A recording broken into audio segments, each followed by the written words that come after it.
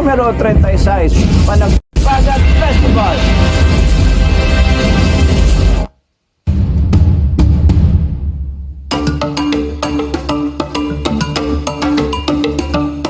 Sugod karong adlaw, dili na kamo pagatawagon nga taga-Mactang o taga-Anito. Tungod sa inyong panaghiusa, kitang tanan pagatawagon nga mga puruhanon.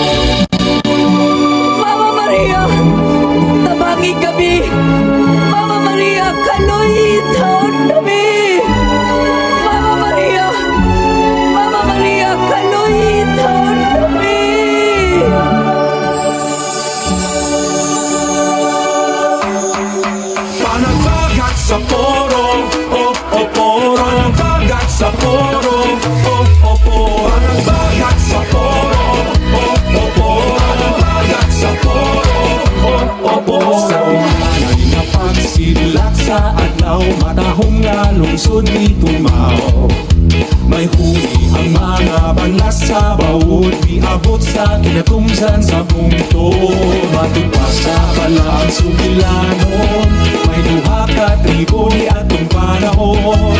Tagdaan ito nga magtuungan, bukang mga taga-Mactang mananagat. Puro nga mauswagon, panazon na malambot. Panagbagat sa poro, napatik na sa panunungan. Panagbagat sa poro, pabiling buhing sa dughan. Panagdidapit o magsasakita, kanini-simbolo sa panagkiusa.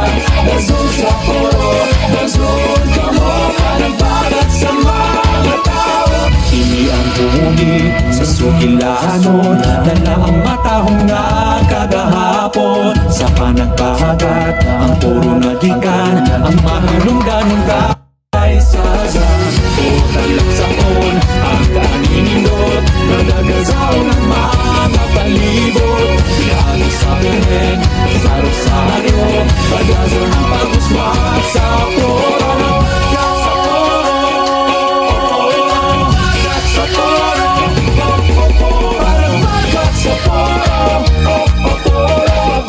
Buhing sa dughan, panagigapit ang magsasakit.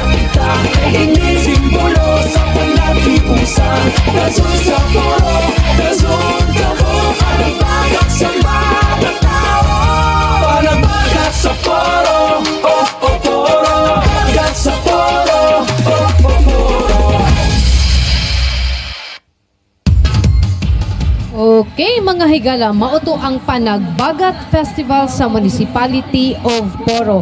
Last year, ang Poro ni place sila as 9th place during sa ritual showdown. At the same time, first sila sa kanang Mayor's Message